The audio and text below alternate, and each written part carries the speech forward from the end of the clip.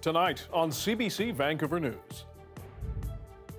Only a 5-minute wait at the border. Totally amazing. We've been here for almost 8-10 hours now. It's just so nice that people can see each other again, reconnect. Long lineup or short, fully vaccinated Canadians are keen to head south after waiting for more than 20 months. And twister confirmed. Environment Canada says it was a tornado that moved through UBC last night. We have never seen a tornado this late in the season. The cleanup and the weather that's still on its way. Also,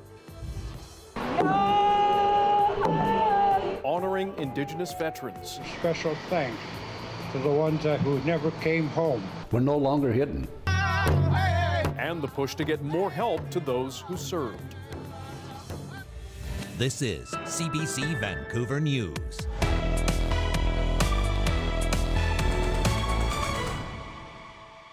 Good evening, thanks for joining us. The U.S. officially opened its land border to fully vaccinated Canadians today. It's the first time in 20-plus months British Columbians can drive to the U.S. For families that split their homes between the two countries, it has been a very long wait. Our Joel Ballard is live at the Peace Arch crossing tonight. Joel, how's it been there? You know, Dan, you might expect that after that 20-month wait, we would see lineups stretching for hours and hours, but that has not been the case. It has been a slow go here today. The official signs say a 5-minute wait, but it is even less than that. You're driving in and you're getting right up to the booth.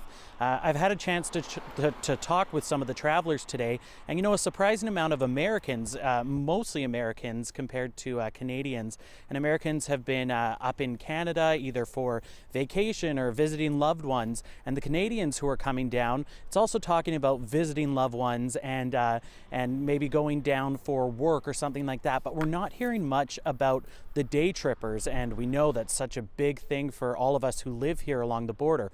We're going down for our cheese, we're going down for our milk and the cheap gas and to get some clothing.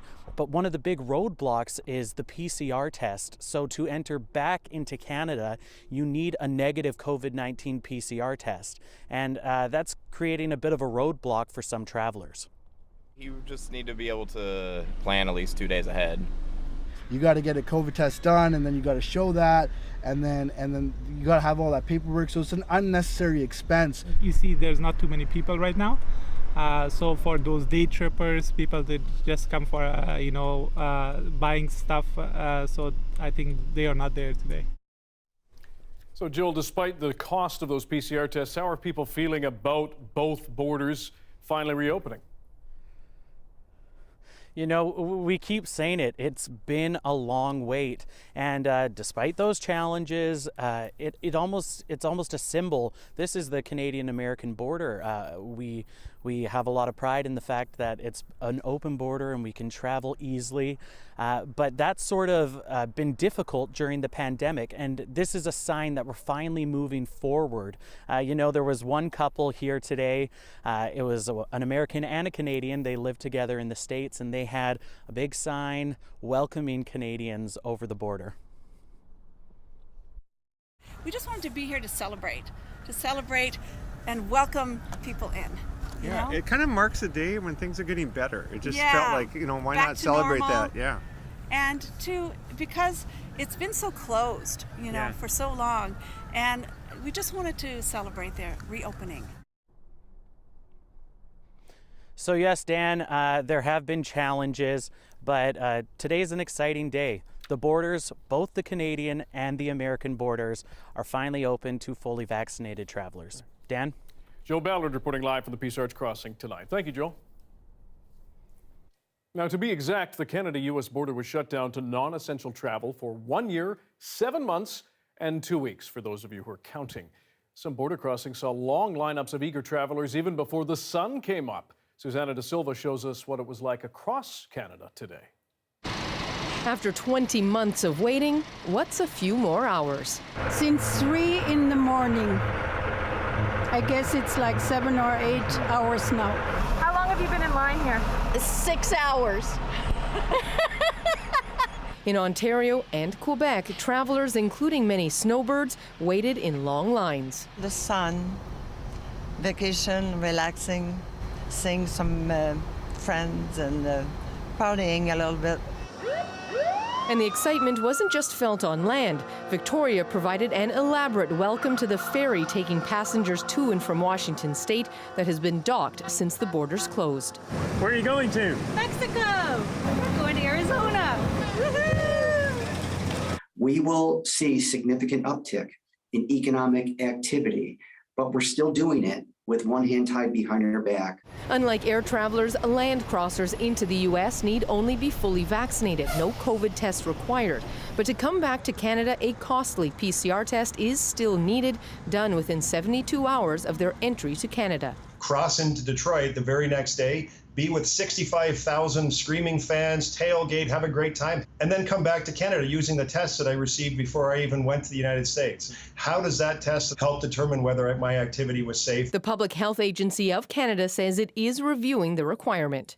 In the meantime, this Detroit company is capitalizing, offering a special price for same-day result PCR tests. We had probably 25 cars in line before we opened up at 10 a.m. this morning, including some Canadians. And despite any remaining challenges, I've already been crying. It's just emotional to see these people being so happy to be able to now go and travel and have freedom. There is some relief seeing the border reopen.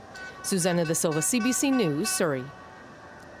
It is a day of gratitude and remembrance for those who served Canada, but at one time were not even considered citizens. Today is Aboriginal Veterans Day, honoring the thousands of First Nations, Inuit, and Métis who served in the World Wars, the Korean War, and later conflicts. Benit Breach has more from those who served and had to fight for recognition.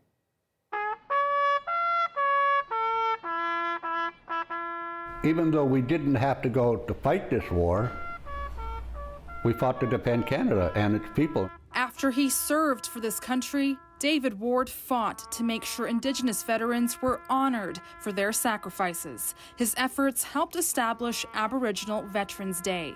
There was either a Free French or Liberation of Holland ceremony going on, and I'm going, we don't have a day for us.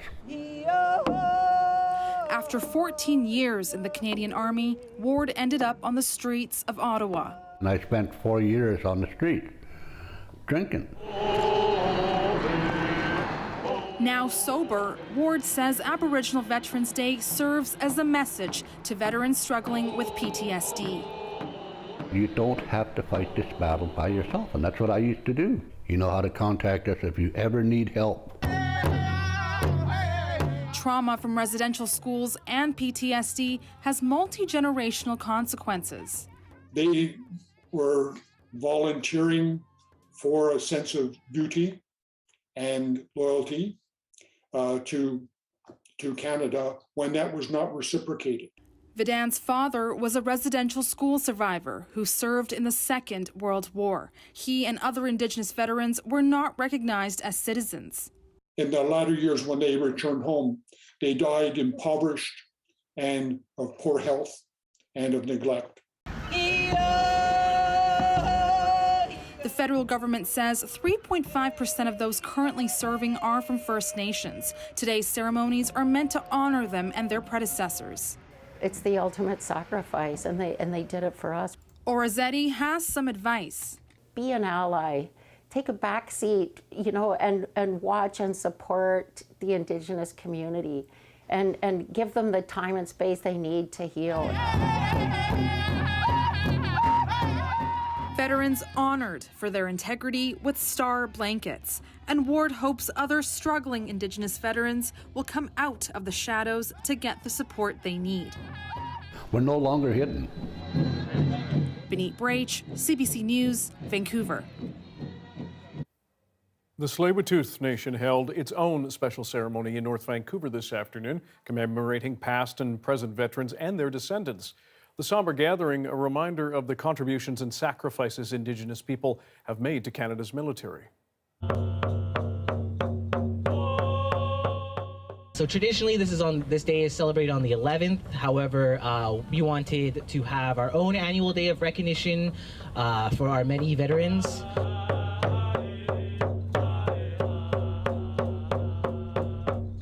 I just want to welcome you to Weyowichin, facing the wind, and it's keeping up to its name. So thank you again, and I hope you enjoy today. We currently have a tribute plaque to our Aboriginal veterans here. Really important for us to come here and recognize the contributions that our community made, our people made, to World War II. The important thing is that not all of them came home, and we still made that contribution.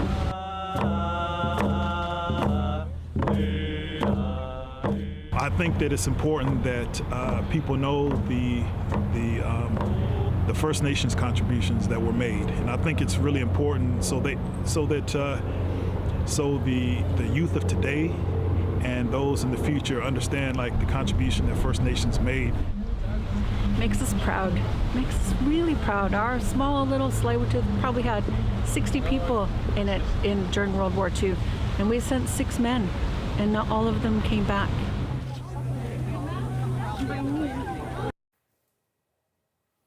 To other news now, a BC man has been sentenced to 3 years and 4 months in prison after being convicted of setting fires at Masonic halls in North Vancouver and Vancouver. 43-year-old Benjamin Coleman pleaded guilty earlier this year to lighting the 3 fires within an hour of each other last March. Lawyers on both sides say mental illness played a role in the man's actions. Court heard that Coleman targeted Masonic halls to stop the Illuminati from using mind control. The fires caused more than $2.5 million in damage. Vancouver police clamped down on shoplifters in the downtown core over the weekend. Officers say they arrested 32 people and seized a combined $18,000 worth of merchandise. People in the business community were telling us that they're not only losing thousands of dollars a day to thieves, but they've also got workers in their stores who are fearful and they're afraid to come to work as a result of violent incidents that they've seen. Some of those arrested include a man and woman who stole 47 pairs of pants worth almost $5,000, a man who whipped out a weapon at a convenience store and walked out with a box of donuts, and a suspect who threatened a dollar store security guard with a butcher knife. The VPD says almost half of the arrested suspects said they plan to resell the stolen goods. Police claim violent shoplifting incidents have gone up 550% since 2019.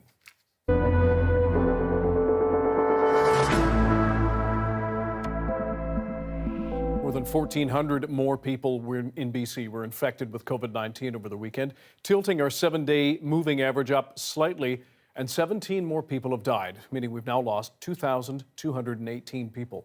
Active cases in BC have dipped to 4,282, and that makes it the lowest number since mid-August. Hospitalizations are down to 407, with 121 patients in intensive care.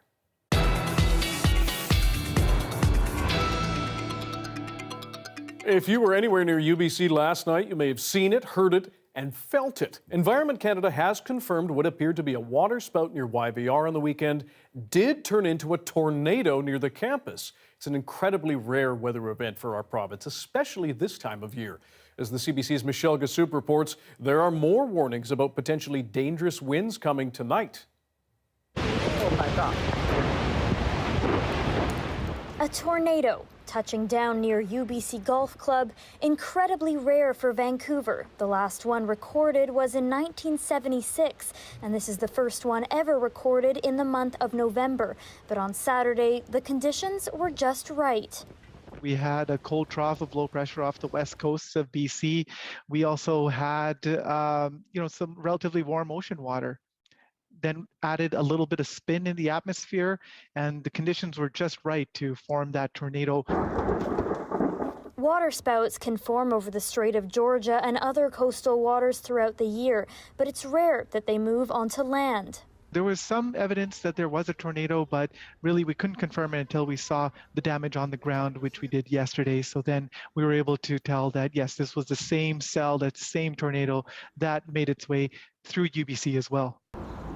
The tornado warning lasted just 24 minutes on Saturday, and no one was injured when it touched down on the west side. Still, there were downed trees, crushed cars, and power lines on the ground. At least for me, I didn't really fully grasp, the seriousness of the situation at that point, because, you don't really expect something like that to happen, ever. This woman found herself at the center of the storm, a car behind her crushed by a tree, and downed power lines on her car. And more wind is coming tonight. We haven't seen too many of these shifting winds. Most of our storms have just stayed primarily southeast and have stayed that way. So this one is a little bit different.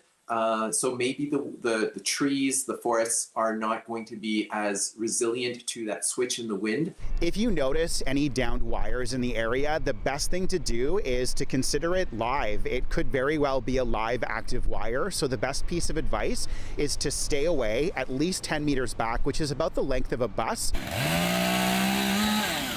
BC Hydro has crews on hand ready to handle any power outages from that wind, though the south coast unlikely to see another tornado anytime soon. Michelle Gassoub, CBC News, Vancouver. Time for the weather forecast now with Amy Bell in for Johanna Wagstaff. And I need to issue a correction. This happened on Saturday, not on Sunday. I think I was mesmerized by the double rainbow on Sunday. Apologies, everyone. And all the snow we had on the that happened too. And it was, Put it on the list. It was an active weekend for weather. No kidding.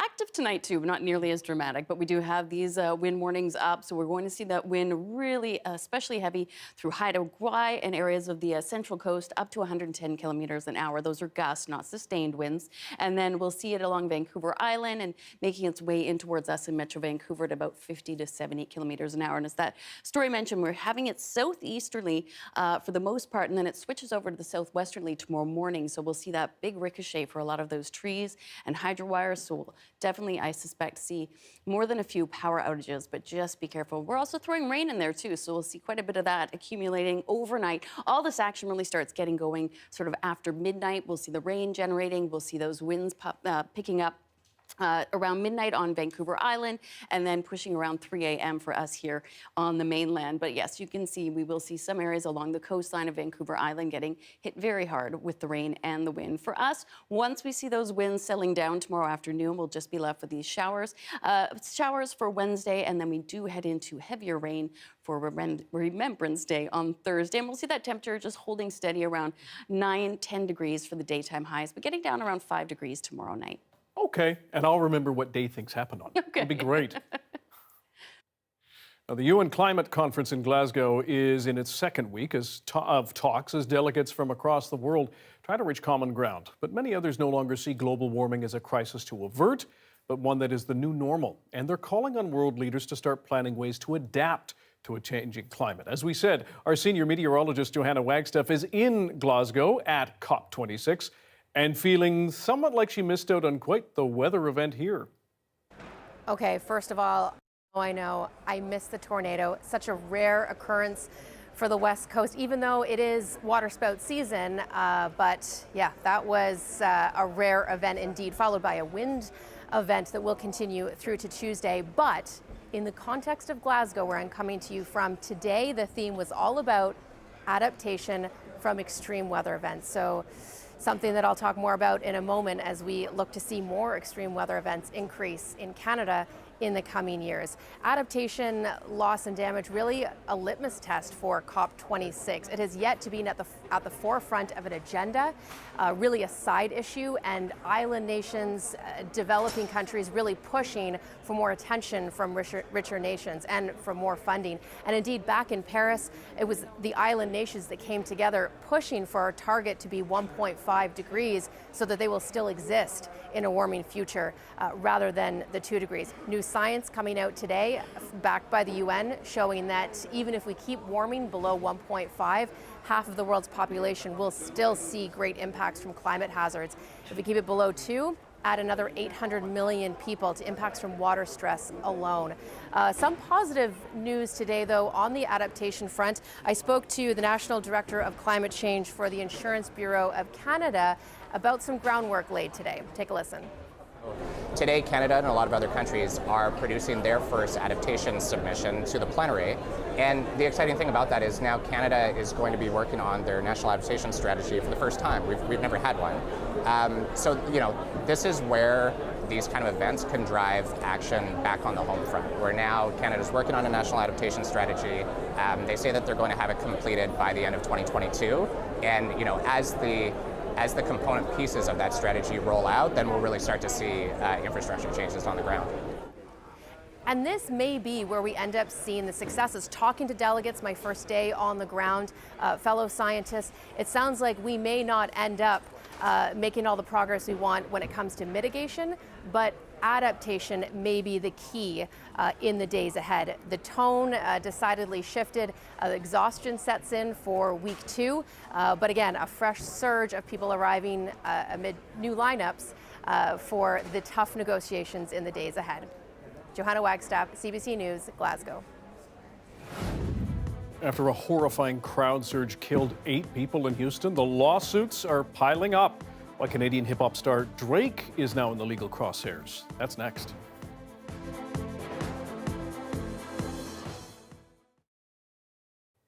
Thank you for sticking around during our commercial-free live stream tonight. A PEI woman has crocheted hundreds of poppies for Remembrance Day. She did most of them herself, all by hand, and she calls the project a labor of love. The CBC caught up with her while she made her final preparations. I thought about all these people as I'm doing all these poppies, and I'm thinking, you know, this is for them.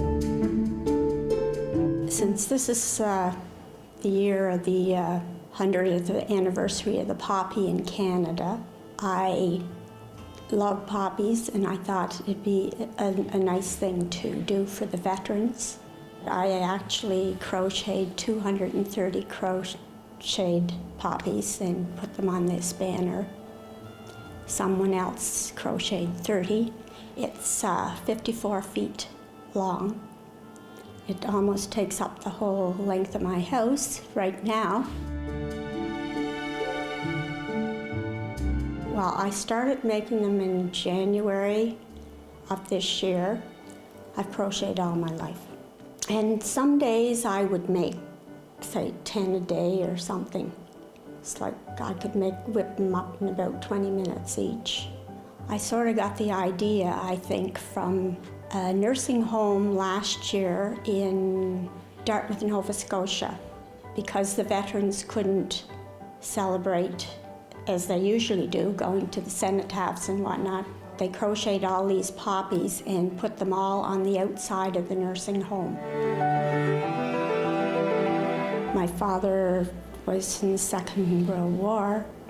I was a medic. I joined in 1967, and my husband was also in the military, and we were all across Canada. It was a lovely life, the military.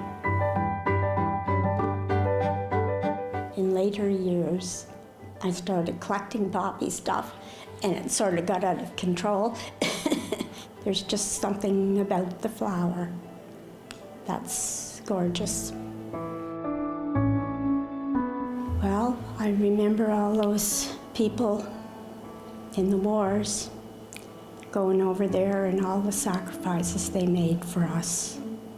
It was a labor of love for me. I want to put it on the cenotaph in Montreal so they can, you know, see it. People can see it, to know that people think about them, and for the young people to see that, you know, we have to remember these people and keep them in our minds and our hearts.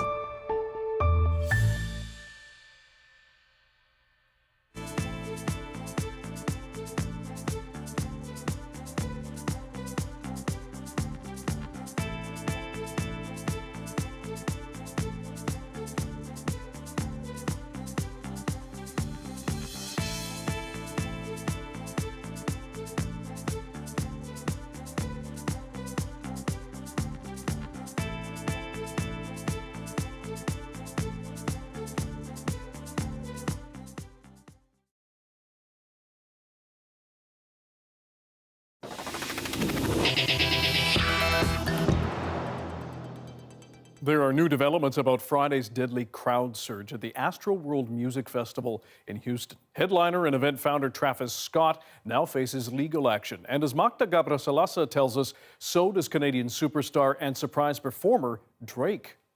I was literally praying and I was like, please get me out of here. Like, this is not how I want to go, please.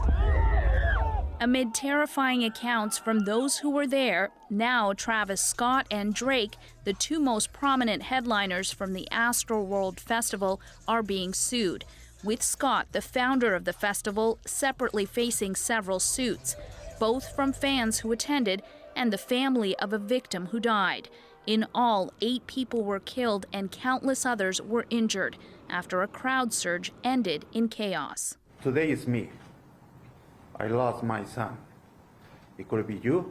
It could be you. This is Axel Acosta's father. The 21-year-old was the last victim to be identified. The family's lawyer says Acosta struggled to breathe in the crowd rush, eventually collapsing. The air was literally slowly squeezed out of him, sending his heart into cardiac arrest. The lawyer said Scott and others were negligent, that there was poor planning and not enough emergency and security personnel. This was needless, it was unnecessary, and could have easily been prevented. He also points to Scott's past, saying he encouraged fans to create chaos and bypass security barricades at previous performances, something that has gotten him into legal trouble before. Scott said he was devastated by what happened, and today he committed to paying for the victims' funerals, but he remains silent on the legal challenges that are now mounting against him. Magda Gabrisalasa, CBC News, Washington. As we told you, fully vaccinated Canadians can now drive to the U.S. for non-essential trips. Travelers will have to show a negative PCR test when they return, though, and those tests are expensive. One Canadian expert doesn't see the value in Ottawa's approach. Timing-wise, for people who are driving across the border for 24 hours, I'm not sure it really has much benefit. It would be much better for them to get tested after their return to Canada after some time, just to make sure they didn't get infected when they go to the U.S., although that depends a little bit, too, on what you're actually doing there. If you're crossing the border to go shopping at a shopping mall, it's not really any higher risk than going to a shopping mall here in Canada. So far, the federal government has refused to budge on dropping the negative test requirement. But Chief Public Health Officer Dr. Theresa Tam said last week that the PCR testing policy was being, quote, actively looked at. Conservative leader Aaron O'Toole is condemning comments made by one of his MPs tonight. Yesterday, Ontario MP Marilyn Gladue raised some eyebrows after she said polio posed more of a threat than COVID-19. Today, O'Toole tried to clarify his party's position. All of our MPs that participate in the House will be vaccinated. I don't get into talking about the personal health situation of any member of Parliament, senator, or any Canadian. What I've tried to do since the earliest days of this pandemic is to promote vaccines, to make sure we answer any questions that people have about them and not politicize the taking or having questions answered about vaccines. I will continue to take that same approach.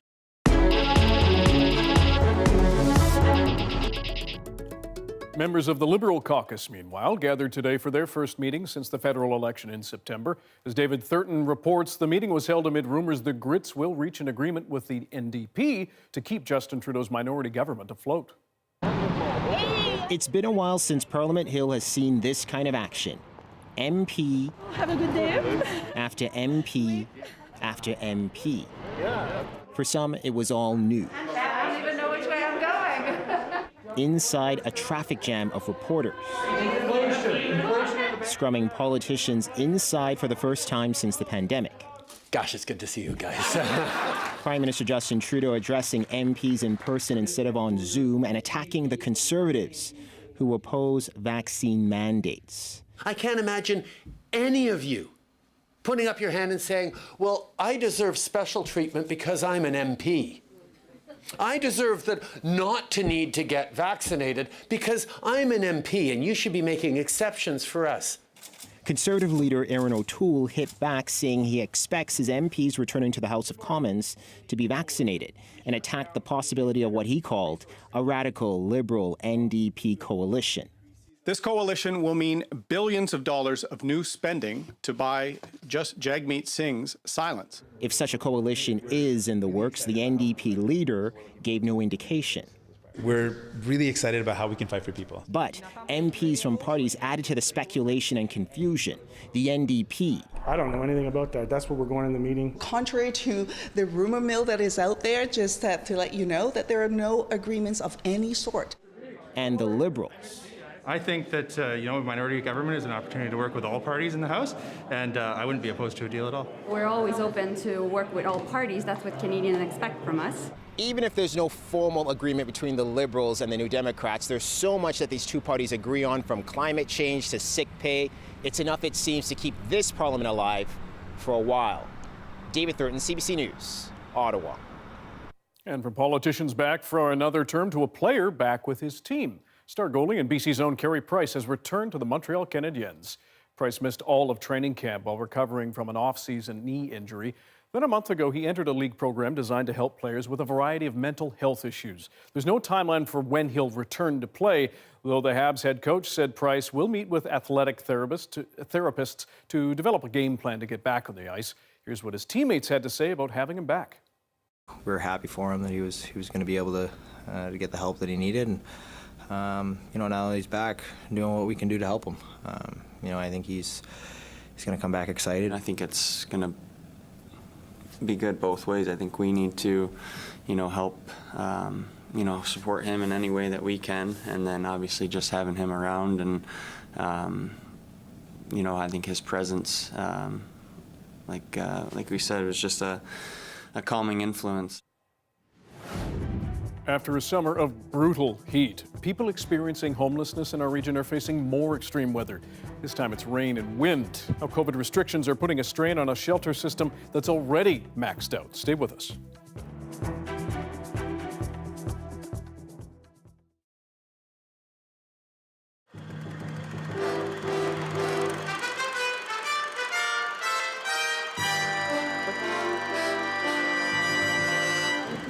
A Monday morning staff briefing at Eaton's. The topic today, the Japanese yen. Also, just for your information, some examples of the yen so that you can recognize it. Starting this morning, customers can use yen at this store, and a Japanese translation service is a phone call away. All this to try to lure the affluent, expanding Japanese tourist trade to a very traditional Canadian department store. It's a touch of something familiar to them. And it's a gesture of respect and the fact that we would like them to visit our store. And it's quite a lucrative market. Japanese visitors spend more per person than any other tourists in Vancouver, $93 a day, $58 million last year. It's the fastest growing market we have. About 175,000 of them came last year. And although they come for beauty, the fact is that their activity is shopping. The impact of the Japanese tourist boom on the city is probably most evident on this street, where brand new stores catering almost exclusively to visitors from Japan are quickly filling up the block. This is the OK Gift Store, a favorite stop for a lot of Japanese tourists. Yuko Tsukamoto recently moved to Canada, but her mother is visiting and she's buying some gifts to take back. Tsukamoto says she feels at home at this store. I can buy goods easily because staff or all staff is Japanese and the staff speak Japanese for me. The people at Eaton's would like to make Japanese tourists equally comfortable here. They're not sure how long that will take. By late this afternoon, there were 5 sales in yen. Ian Hannamansing, CBC News, Vancouver. We leave you tonight from southern British Columbia and an annual invasion from Siberia. Thousands of snow geese stopping over on their way to California. Thanks to the CBC's Al Stewart and Ed Homer for the pictures. I'm Allison Smith. From all of us at News Magazine, good night.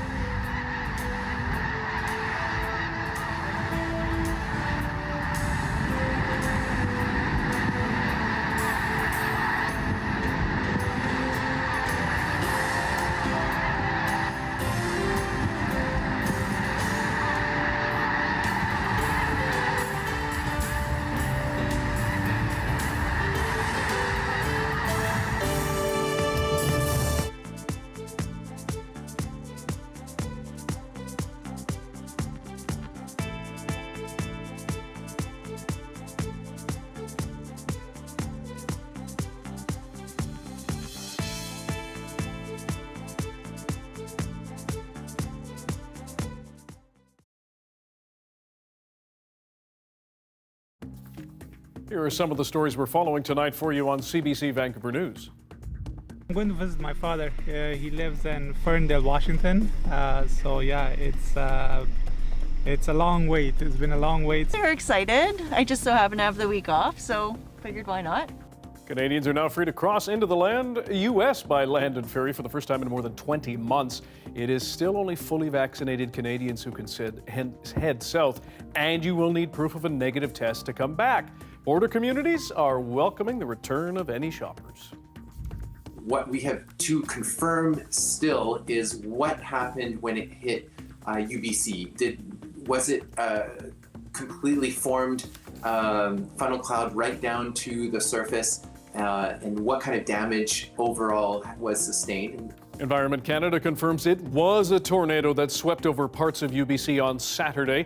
The twister tossed branches, blocked roads, and upended transit. Scientists say we have never seen a tornado this late into the season. A special weather statement is in effect for parts of the south coast as strong winds head toward us tonight.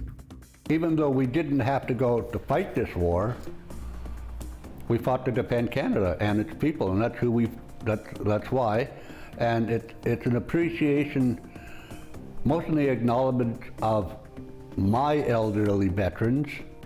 And today is Aboriginal Veterans Day in Canada. Services were held at the Cenotaph to honor First Nations, Inuit, and Métis who served and have served Canada, even though the country didn't recognize many as citizens years ago. And local Indigenous veterans are doing what they can to help fellow soldiers, some of whom battled PTSD from war and the trauma of residential schools. This fall's heavy rain and strong winds are a big concern for people experiencing homelessness. That's coupled with COVID-19 restrictions, which have forced homeless shelters to take in far fewer people. Over the weekend, the Kyle Centre in Port Moody opened its doors as an emergency refuge in the Tri-Cities area. Polly Creer helped coordinate that opening and joins us now. Polly, first of all, what went into opening the Kyle Centre? Thanks for having me. Yeah, there's a lot that needs to go into opening any emergency shelter, and this shelter at Kyle Centre is new to the community, and it's a new facility for our homeless population. So there was some extra work that had to go into it as far as service provider, getting them on board, comfortable with the space, transportation to the space, all of the food, mats, and supplies that we need. It's a lot. How many people can find shelter at Kyle Centre, and how does that compare with the number of people in the Tri-Cities who are experiencing homelessness right now? We have the capacity to host 15 people at the Kyle Centre, which under normal non-pandemic circumstances would be 30 people. We have roughly 100 people who are homeless living on the streets and in the bush this time of the year. So it's a very small percentage that's being serviced right now there. And how have extreme weather conditions that we've seen this year, and it's happened before in the past, put a strain on the resources that are being offered to those who are living on the streets? Yes, we do find in the past year or more that the weather is becoming more extreme. It used to be that we dealt mainly with the cold temperatures that were very rare and heavy rainfall. Now we're having to add in high winds as well, and the days where the weather parameters meet serious conditions, they're very, very frequent, much more than they used to be. And there's only one permanent homeless shelter in the Tri-Cities right now, and you have received some funding from BC Housing for winter shelters. What are the challenges of creating some more, at least some capacity, if not long-term solutions? Correct. We are hoping that the challenges that we're having now will help pave the way to have a permanent shelter. But at this point in time, we just have our EWR operating. We are working on getting a winter shelter open, which would mean it would open every single night, typically from October 1st to March 31st, but we find ourselves now in the middle of November. The challenges that we typically have there is finding a location. We are fortunate that we have 4 churches in Coquitlam who have stepped up, and they are willing to host our homeless population.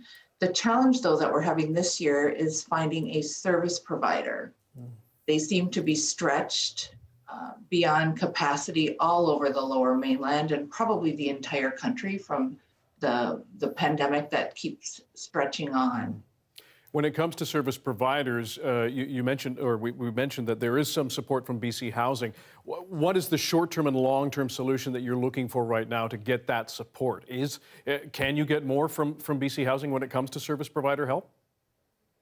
Well, unfortunately, BC Housing doesn't provide us with the service provider. They provide us with the funds.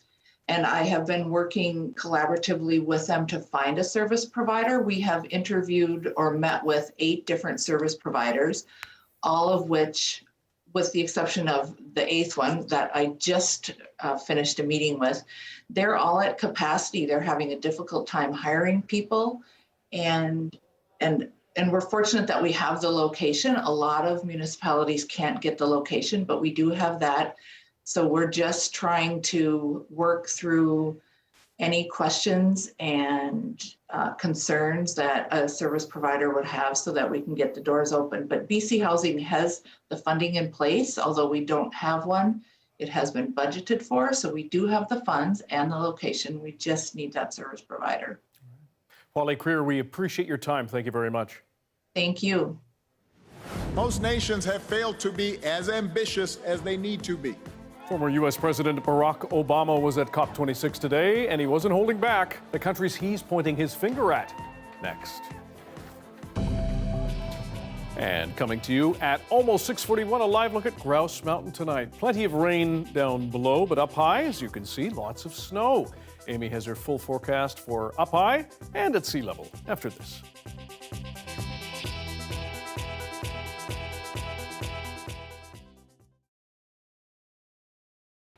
Right there, there's a wolf up here. Guys, there's a wolf up here. For 28 years, Mervyn Joe has worked for Parks Canada. He feels personally connected to Ivivik National Park. My dad was born in a park, and my grandparents lived in a park along the coast. As he guides hikes, Joe is able to provide a lot of history to visitors. But the Inuvik man also observes the changes he sees. Well, now you got to write in the rain now. He writes them in his notebook. He's been doing this since he started working. All these long willows across Sheep Creek, they weren't there when I first started.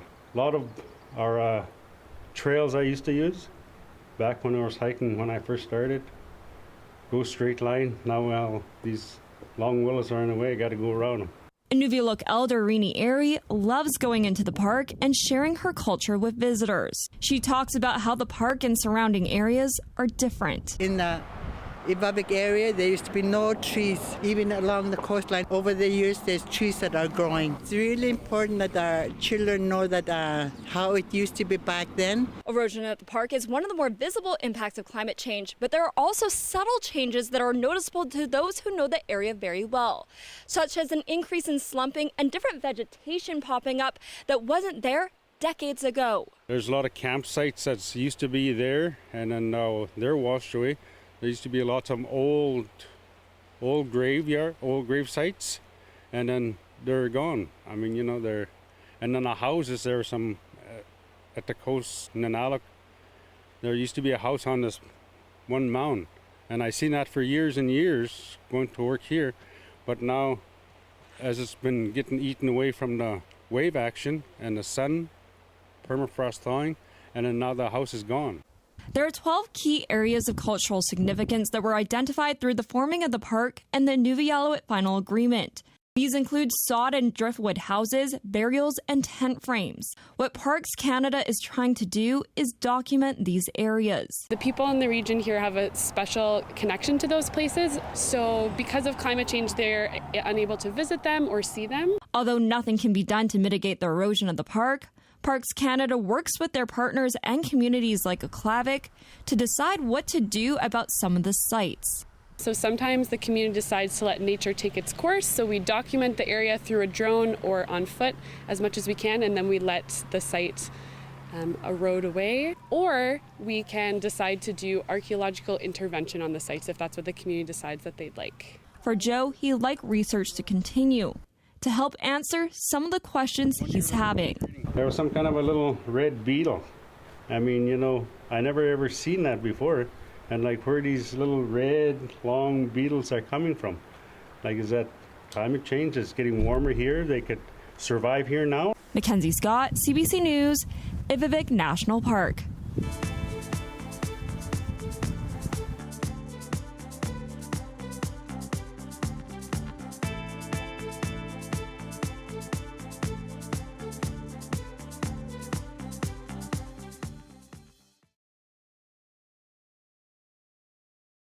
In the year 2050, how will BC look? From agriculture to cities, how will climate change life? Don't miss 2050, Degrees of Change, a CBC Vancouver original podcast, now available. It is week 2 of the UN Climate Summit, but many of the key issues still being addressed are goals that were set by world leaders in 2015. Today, one of the most outspoken champions of that historic Paris Accord took to the stage in Glasgow. As Chris Brown reports, Barack Obama chided some of the largest emitters for what he called a dangerous lack of urgency. No longer a president, but still a celebrity, Barack Obama brought his considerable star power to Glasgow to give difficult climate discussions a push and to deliver a reprimand. I have to confess, it was particularly discouraging to see the leaders of 2 of the world's largest emitters, China and Russia, decline to even attend the proceedings. And their national plans so far reflect what appears to be a dangerous lack of urgency. China produces a quarter of the world's greenhouse gas emissions, and though pollution has improved, Beijing can still get smogged up. Its target date to hit net zero emissions is 2060, a decade later than most countries. On the streets of Beijing, many consider the issue important. I think the government has made a lot of effort, she says, such as restricting cars, reducing exhaust emissions, and refitting factories. I think it's done very well fighting climate change, she says. I'm living a good life now. Some even suggested President Xi Jinping should have attended the Glasgow summit. This is a matter for all of mankind. We should be putting forward constructive suggestions. China's president may not have come to Glasgow, but its top climate official is here and has been offering a strong defense of China's climate policies. Xie Zhenhua said the hard target of holding warming to 1.5 degrees above pre-industrial levels is unhelpful, and instead countries should strive to do as much as they can. American climate scientist Angel Xu says China's typical strategy is to be cautious with promises but over-deliver. They plan to completely remove coal from their power system by 2050. They have to ramp up renewable electricity generation, increase nuclear, for example. So they have details in place that should allow them to reach that carbon neutrality goal before 2060. Still, China did not join agreements on phasing out coal or slowing methane emissions, which has fueled the perception that the world's #2 economy needs to show more climate leadership. Chris Brown, CBC News, Glasgow.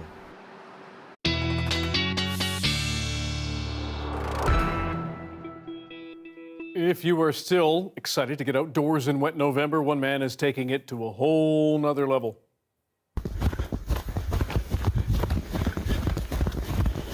Why not? Brett Atchison started his day today with a snowy trail run/walk on Mount Seymour. Keener. The mountain says 65 centimeters of snow have fallen in the last 2 days. All 3 local ski hills are blanketed with snow, but they're not open quite yet. And of course, you always want to be cautious heading into the mountains. Looks like a good workout. Amy Bell, who's always up for a snowy trail run, said no one ever. Oh, yes. No, I'm very cautious. I just don't do it. No, exactly. Safety Stay indoors, first. pillow, Blanket, turtleneck, couch. done. Yes, that's my workout. There you go. But that was cool, Brad, that Incredible. shot that. Yeah, well done. Yeah, it's been, we've had a lot of incredible weather footage the last few days, haven't we? No. Yes, we had tornadoes on Saturday, double rainbows, and then, you know, very early snowfall for the local mountains. We're going to continue with the dramatic weather, not as dramatic as that, but we are going to be dealing with some very high winds already starting to generate for some areas of sort of the Haida Gwaii and central coast. We've got this big low pressure system, this deepening trough, just moving its way in, and that is going to generate winds southeasterly. Well, for us, we're looking looking at about 50 to 70 kilometers an hour, up to gusts up to 110 kilometers an hour for some areas of Haida Gwaii and the north central coast. But what we're really going to see is sort of this ricochet tomorrow afternoon when we switch from southeast to southwesterly winds. So that is where we're going to see a lot of damage to some of these trees and to hydro wires. So we'll keep an eye on things. But this is overnight that we see everything really generating, and then we'll see those winds persisting with most areas throughout the day tomorrow. We will see things brightening up a little bit in the afternoon, especially along Vancouver Island. So some hints of sunshine as that system continues to pass over you. Staying socked in, though, the further east you make it, so into the Fraser Valley, you'll stick with the showers and the wind with a high around 7. A little unsettled from Prince George, a mix of sun and wet snow and showers. Dees Lake, you will see some flurries. Very windy along Port Hardy and Victoria. Kelowna, just some showers and a high of 9 degrees. And then for Cranbrook, we're looking at showers and a high of 5. Of course, we could still see some snow for those local mountains and on the mountain passes. So we'll keep an eye on that for your travels. But definitely, I think we'll see some power outages and a chance of some ferry cancellations tomorrow morning. So we'll just keep you posted on things. For tomorrow, though, as I mentioned, we'll see those winds 50 to 70 kilometers an hour overnight, easing slightly in the afternoon. Showers will persist for most of the day. Wednesday, we're just looking at showers and a high of 9 degrees. Heavier rain moves into Thursday. That's the next system that's gearing up to hit us. So it'll be a very wet Remembrance Day. Friday, tapering to showers. And then again, heavier rain moves in for the weekend. But we will see those temperatures warming up a little bit as we head towards the weekend. So things will settle down. They'll just be wet, which is perfectly normal for November. Fantastically consistent. It is. Thank you, Amy. You're welcome. Large swaths of the iconic Great Barrier Reef are showing some of the most visible damage linked to climate change. In the past, some of those ecosystems have come back from extreme bleaching events, but rising ocean temperatures and heat waves have meant less time to recover. Experts say keeping global warming to 1.5 degrees Celsius has become more urgent than ever. The world is watching Glasgow with bated breath because we're all now familiar with these climate extremes. Events that used to be once in a century are happening with more and more frequency. The Great Barrier Reef bleached for the first time in 1998. We've now seen 5 more events. 3 of those were over a period of just 5 years. 80% of the Great Barrier Reef has been severely bleached at least once.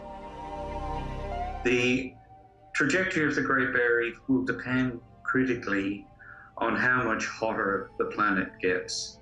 If we can hold global warming to 1.5 degrees global average warming, then I think we'll still have a vibrant Great Barrier Reef. But if we go to 3-4 degrees of global average warming, which is tragically the trajectory we're currently on, then there won't be much left of the Great Barrier Reef or any other coral reefs throughout the tropics. It's inevitable that we'll see another bleaching event, and the gap between them now has shrunk. It's much shorter than the time that's required for a full recovery of corals. There's no time to lose for world leaders to collectively rein in greenhouse gas emissions, and the sooner that action takes place, the better.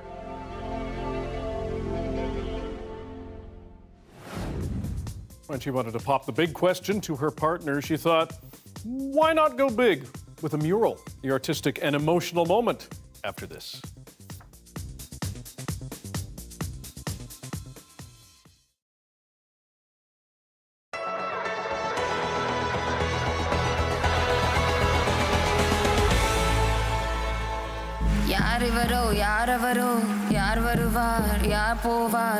It's when she's singing in Tamil that Navani Phillips says she feels most like her authentic self. I make music in Tamil because that's my mother tongue.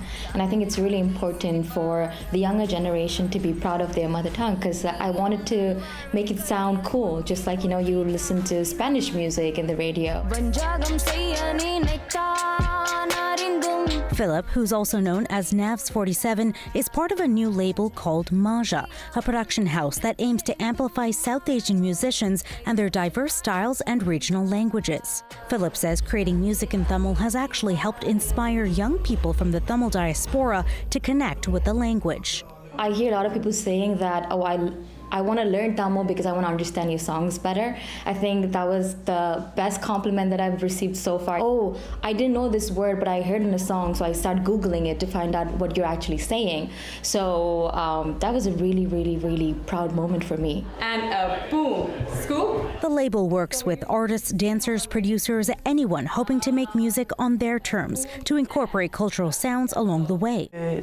Heard you searching me up. An opportunity Amradagan Vijayanathan has been waiting for. The artist, who's also known as Ami, is now incorporating his Indian classical music training. Just having Maja meant an identity that it came with. Now I wonder if you scroll for my number. Some girls think I'm stalking your cover. For the first time ever, I made a song that was completely produced by somebody, and it was with another artist on the label. His name is Sean Vincent DePaul, and it was Amnesia. And that was the first time I ever experienced like real production, just different options that we have in terms of delivering the sounds that we want. And I felt like it was such a liberal feeling. It's all part of Noel Krithiraj's plan. He started the label with the hope of giving South Asian artists ownership of their music and inspiring young people and their families to see music as a viable career. You kind of grow up in this environment where you're always told to either become an engineer, doctor, or a lawyer or whatever. So even though music, arts in general is a big part of our culture. Hear me? Okay. He says there may have been a time when it wasn't cool to listen to Tamil music because it wasn't associated with the mainstream, but says that's changing. Now that we've been here long enough as a community, you have friends and your kids are growing up very in an integrated fashion where you are now exposing your music to them and vice versa. And for kids who may be born here, who may not have the direct connection to the language or even the culture, now this is going to make them curious. And definitely they're going to feel comfortable to go explore it more openly.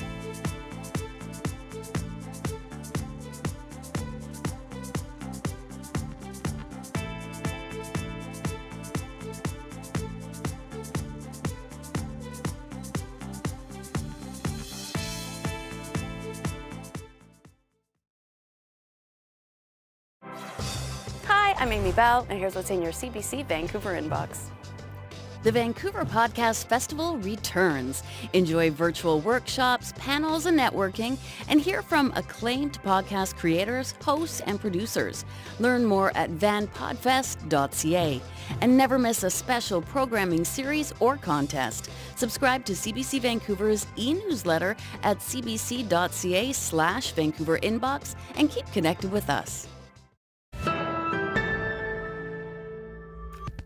An event in Winnipeg let people drop off their post-Halloween pumpkins, and it's quite a drop. Very satisfying sound. People got to toss their Halloween gourds from the second story of a parkade into a waiting dumpster below. Some of those pumpkins will be turned into compost. Others will be taken to a pig farm to feed the animals. A Winnipeg woman has raised the stakes when it comes to having a creative marriage proposal. Wanting to do more than getting down on one knee, she asked a local artist to help her pop the question. Have a look at this. Hi, my name is Rachel Lancaster. I am a local mural artist. Hi, my name is Carly Murray, and this is my fiance, Stephanie Andretti, and we got engaged on Friday, October 29th. I always love when art can be part of people's lives in awesome and amazing ways like this. People are excited to get my art, so that's always exciting, and this was a really huge request, and I was happy that someone liked my art enough that I would be part of their big moment. I just thought of this idea, and I reached out to Rachel on Facebook asking if she can do this mural. She was able to rearrange her Friday evening to, come and get this piece done. And it just so happened that Stephanie had a fully booked day to, be out of the home. So Rachel was able to get this piece done, I think, within like 3 to 4 hours. I was able to pick her up, and I brought her home, and then her daughter and some of my kiddos through work had helped me with the lights kind of around the piece. And when she came home, it was all ready to go. She had walked me out and I was blindfolded, and then when I took my blindfold off, she was down on one knee Extremely nervous. I was nervous. I was shocked, to be honest.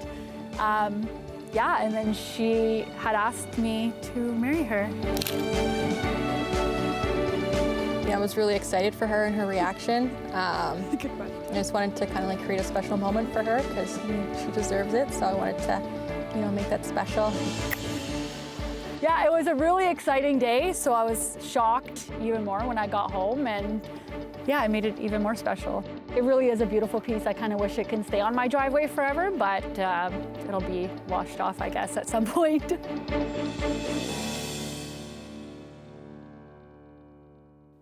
Got to be able to get to the garage.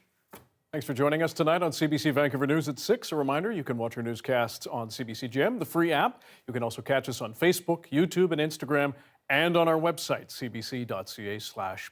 Your next local news is at 11 o'clock after the National with Isabel Regan. Have a good night.